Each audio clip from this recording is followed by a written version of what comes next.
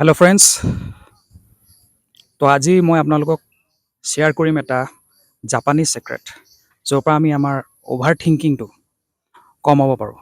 প্ৰথম কথা, আমাৰ সকলোৰে থাকিব লাগিব এটা ইগিকাই। ইগিকাই মানে জানে কি? ইগিকাই মানে আমাৰ লাইফৰ এটা পাৰপাছ থকাটো বহুত ইম্পৰ্টেণ্ট। আৰু লগতে 4টা ষ্টেপ সদায় আমি আমাৰ জীৱনত ফ'ল' কৰিব লাগিব, যাতে আমি লাইফটো আৰু ধুনীয়া কৰিব পাৰোঁ। আহক এই ষ্টেপকেইটাৰ বিষয়ে মই আপোনালোকক ক'বলৈ যাওঁ। প্ৰথম ষ্টেপটো হৈছে ডু হোৱাট ইউ লাভ। সদায় সেই কাম কৰক যিটো কাম কৰি আপোনাৰ ভাল লাগে, আপোনাৰ সেই কামটোত ইণ্টাৰেষ্ট আছে, এনেকুৱা ধৰণৰ কামৰ লগত জড়িত হওক আৰু কামটো ভাল পাওক। ছেকেণ্ড যিটো ষ্টেপ হৈছে সেইটো হৈছে do what you are good at. যিটো কামত আপুনি ভাল হয়, যিটো কামত আপুনি উস্তাদ হয়, সেই কামটোত আপোনালোকে ধ্যান দিয়ক, সেই কামটোত আপোনালোকে মন দিয়ক।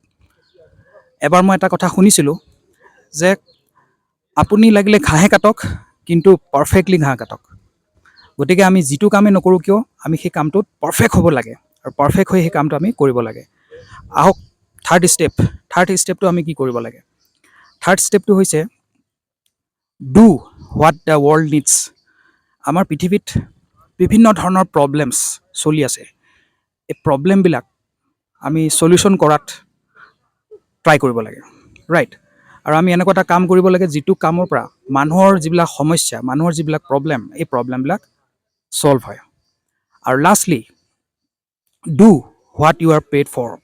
আপুনি এনেকুৱা কাম কৰক যাৰ পৰা হয়তো আপুনি উপাৰ্জন কৰিব পাৰে, যাৰ পৰা হয়তো আপুনি কিবা এটা ইনকাম কৰিব পাৰে, য'ৰ পৰা আপুনি চলিব পাৰে। যদি এই 4টা বস্তু আমি মিলাব পাৰোঁ আমাৰ জীৱনত, তেতিয়া আমাৰ যিটো ইগিকাই, সেই ইগিকাইটো ষ্ট্ৰং হৈ যাব, আমাৰ লাইফৰ পাৰপাছটো ষ্ট্ৰং হৈ যাব।